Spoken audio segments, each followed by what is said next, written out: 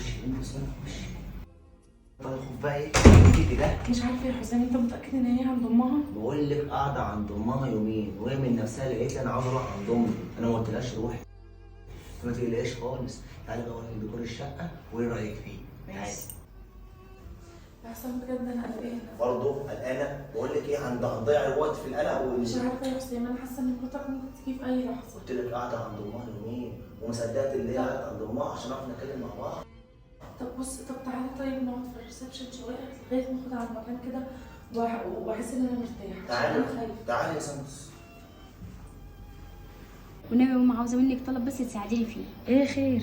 بصي يا ماما، لما حسام بكره يتصل بيكي ويقول لك ان هو فين، قولوا له ان انا باعته عندك يومين، ماشي؟ ليه، في حاجه ولا ايه؟ بصي اصل بصراحه يعني بكره عيد ميلاد حسام، فانا يعني عشان عايزه اعمل له مفاجاه بقى وكده، واجيب له تورته بقى والحاجات دي يعني الرومانسيه. فهو